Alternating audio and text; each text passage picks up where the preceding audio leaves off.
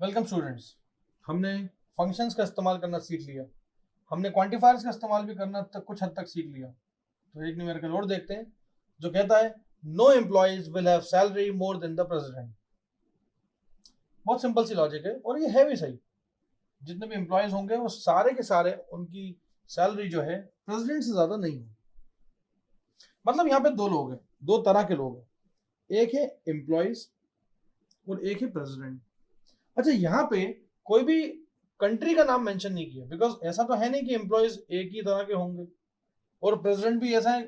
ठीक है, कंट्री का एक प्रेसिडेंट होता है, लेकिन कोई कंट्री का नाम मेंशन नहीं किया, विच मीन्स कि एक तबका है जिसके अंदर जितने भी आपके 206 कंट्रीज हैं या 210 कंट्रीज हैं, वो सारे 210 प्रेसिडेंट को एक साथ रखो और उनकी करस्पॉन्डिंग उनके जो एम्प्लॉयज हैं, मतलब उनके कंट्री के जो एम्प्लॉयज हैं, उससे आपको कंपेरेटिव स्टडी करनी है इस प्रेडिकेट की।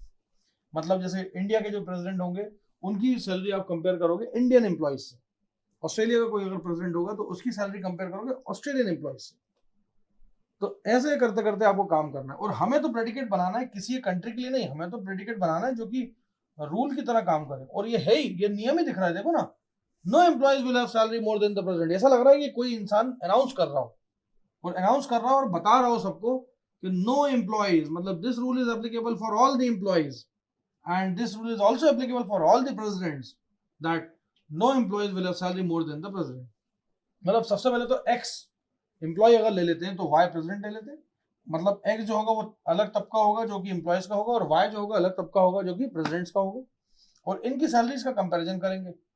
अब बारी आती है सैलरी की, तो सैलरी अगेन वही एक फिगर होगा, 2 लाख, 5 लाख, 10 लाख, 15 लाख। तो ये सारा का सारा जो फिगर होता है ना, वो फंक्शंस में दिखा जाता है, क्योंकि प्रेडिकेट के पास इतनी ताकत नहीं होती कि वो फंक्शन को दिखाए, कोई वैल्यू दिखाए, रिटर्न करे। वो तो सिर्फ ट्रू और फॉल्स जानता है प्रेडिकेट। तो यहाँ पे हम लिखेंगे फॉलोइंग प्रेडिकेट्स आर यूज्ड। तो फॉलोइंग प्रेडिकेट्स आर यूज्ड में सबसे पहला प्रेडिकेट जो हम यूज करेंगे वो बहुत ही आसान है, वो है एम्प्लॉय एक्स। आप सब जानते हो इसका मतलब क्या है, एक्स इज एन एम्प्लॉय। दूसरा यूज करेंगे प्रेसिडेंट प्रेसिडेंट वाई। इसका मतलब क्या है, वाई इज प्रेसिडेंट। अब किस एक्स की बात हो रही है, किस वाई की बात हो रही है, अभी कुछ नहीं। उसके बाद आएगा, क्योंकि सैलरी कंपेयर करनी है तो कंपेयर तो हमारे पास सबसे बढ़िया तरीका जो है वो है इसका, ग्रेटर एक्स कॉमा वाई। मैंने ग्रेटर लिख दिया, ऐसा नहीं है कि आप मतलब और कोई फंक्शन नहीं लिख सकते, आपकी मर्जी, आप जैसे लिखना चाहें, बस ये है कि वो वैल्यू रिटर्न करे।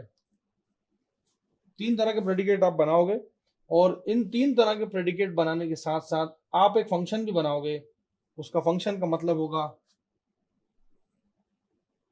Cell x. इसका मतलब क्या होगा, सैलरी ऑफ मिस्टर एक्स। वैसे ही एक और फंक्शन बनाओगे, उसको लिखोगे सेल वाई। ये सब स्मॉल लेटर्स में, अगर आपको कंफ्यूजन नहीं होना चाहिए। इसका मतलब क्या होगा, salary of Y.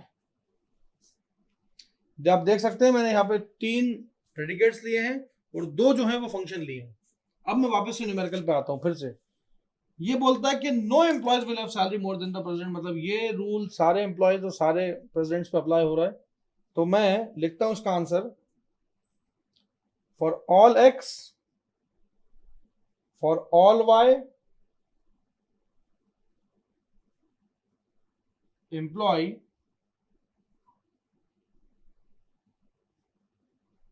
X and president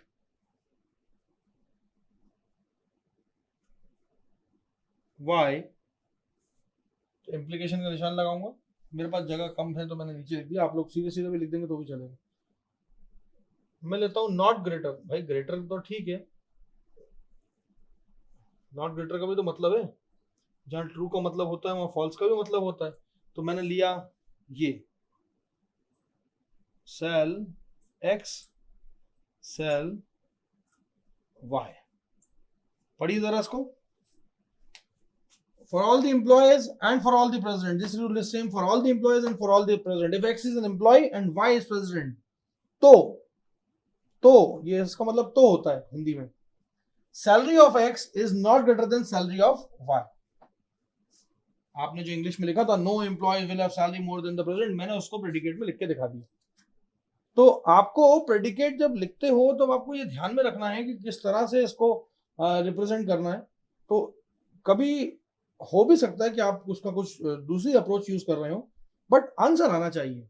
जो प्रिडिक्शन है ना, जो इंग्लिश में जो लिखा था वो सेंटेंस, उसका प्रिडिक्शन प्रॉपर होना चाहिए. अगर ऐसा है तो कोई दिक्कत नहीं. तो ये एक तरह का और न्यूमेरिकल था. इसके आगे हम और देखते हैं कि और प्रॉब्लम्स कैसे आती हैं. Thank you so much.